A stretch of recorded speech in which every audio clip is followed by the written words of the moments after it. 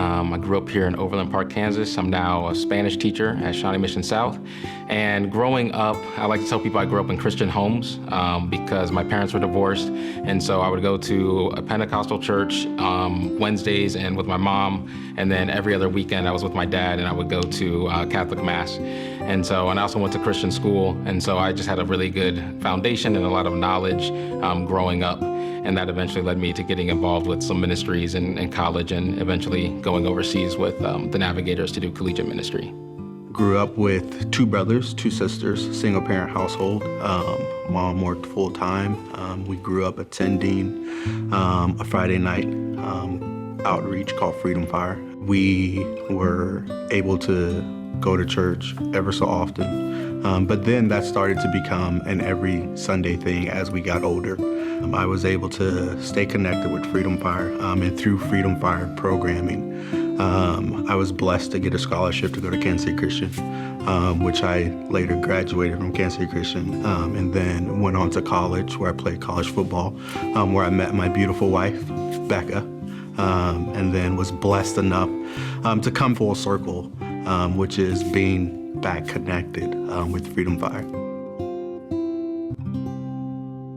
I heard about Colonial, the first time was in college. I had some friends who attended and it just invited me to play basketball and come up to the college group a couple times. Then I completely forgotten Colonial existed. And then my mom recommended that I give Colonial a try.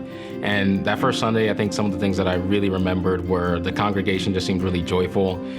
People were really inviting and welcoming. And before that, I was going to kind of a smaller church in Gardner, Kansas. And I just looked around and saw slightly more diversity here than I saw there. And this just being a lot closer to home for me. We just needed a little bit more, and that was just being around a group of people our age in the same situation we are with a young kid. We were coming in to get gifts for Freedom Fire, not really knowing anything about Colonial. And then we sat in at the Walk to the Manger, and we were able to sit in and watch that beautiful service. And Becca and I looked at each other and like, dude, they do this every Sunday? And then later we found out that's not the thing, that's not the case. But but we were just so blown away by that. We were just like, man. We saw that Colonial itself was just a growing congregation with young adults. And so we were like, dude, this is where we want to be. As I've read the Bible and I've seen this idea of culture talked about, it's just really cool to see how often God talks about different tribes and tongues. So Kingdom Oneness to me is coming together and with the goal of advancing God's kingdom despite our differences, and actually celebrating those, not just looking for other cultures to assimilate into our culture, but really learning from them and just going on this mission together.